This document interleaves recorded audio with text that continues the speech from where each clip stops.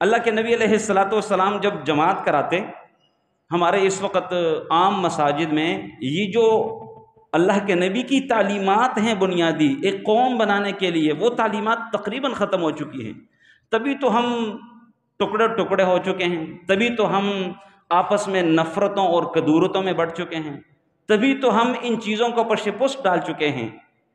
اللہ کے نبی علیہ الصلاۃ والسلام جب جماعت کراتے، بلال اقامت کہہ دیتے، اقامت کہہ دینے کے بعد اللہ کے نبی کیا کہتے ہیں؟ سو صفوفکم، بھائی اپنی صفوں کو درست کر لو، سددو سیدھے ہو جاؤ، وقاربو قریب قریب ہو جاؤ، ولینو بایدی اخوانکم اپنے ساتھ والے بھائی کے لیے خود کو نرم بنا لو۔ یہ نہیں کہنا کہ بھئی میرے ساتھ قدم نہیں ملانا، میرے قریب نہیں آنا۔ یہ ایک انسانی فطرت ہے، فرعونیت اللہ تعالیٰ نے اس فطرت میں رکھی ہوئی ہے۔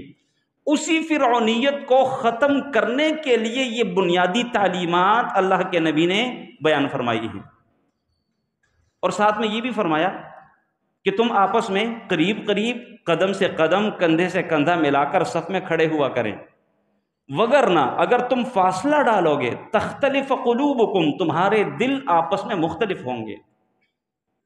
اور آج اس امت کے ٹکڑوں ٹکڑوں میں بٹنے کی ایک بنیادی وجہ، قوم نہ بننے کی ایک بنیادی وجہ صفیں، اس کو ہم معمولی سمجھتے ہیں، اس کو ہم بالکل لائٹ لیتے ہیں، شاید ہم یہ سمجھتے ہیں کہ یہ کوئی عمل ہے ہی نہیں۔